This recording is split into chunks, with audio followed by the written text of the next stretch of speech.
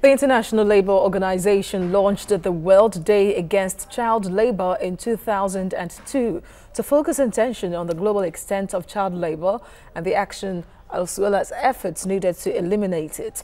That is why June the 12th of every year is set aside as World Day Against Child Labour. It helps bring together governments, employers and workers' organizations, civil society groups, as well as millions of people from around the world to highlight the plight of child laborers and what can be done to help them. Here with us in the studio is a UNICEF consultant and child protection expert, Taiwo Akinlami. Thank you for your time. Thank you so much for having me. And also joining us via phone is a social commentator on women and children, Mary Ikoku. Thank you for your time, Mary. Now, let me start with you, Taiwo, in the studio. About 168 million children engaging in child labor living in countries that are experiencing one form of disaster or conflict, really. That's an alarming figure.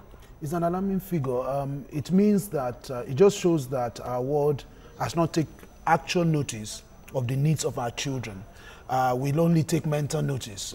So in days like this, we terrorize, we bring a lot of, we do a lot of rhetorics and all of that.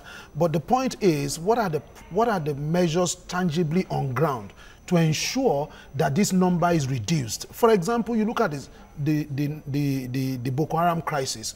Over 1 million children are out of school. Not only that, over 1 million children are in IDP camps.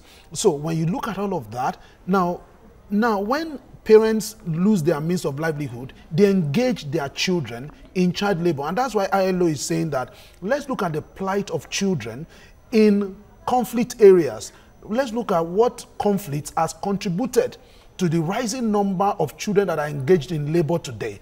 And in looking at it, we need to now begin to look at what are the responsibility of individual country government. Because you see, a lot of times in Africa, we put our hope in international organizations like UNICEF, like ILO and the rest of them.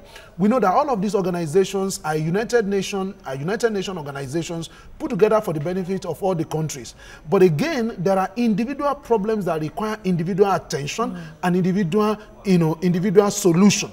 I think that is what we should be looking at, because conflict in Afghanistan is different from conflict in Nigeria. Now, so the conflict in Nigeria, for example, today, you find ask the question, what are we doing to alleviate the suffering of the people in the internally displaced camps? What are we doing to alleviate the suffering of those children? What are we doing to prevent those children from going into child labor? You know, recently there was a report of the fact that even people go hungry in the IDP camps. Even the food that are meant for them are diverted.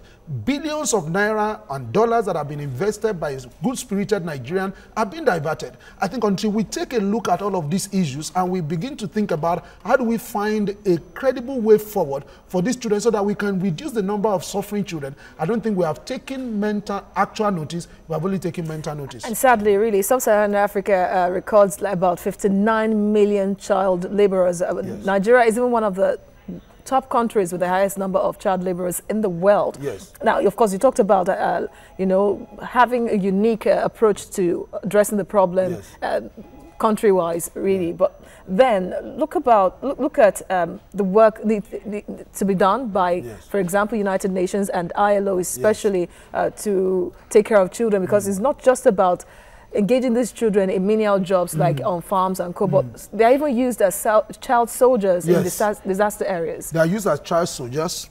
They are used as bombers and all of that. Now, this is the issue.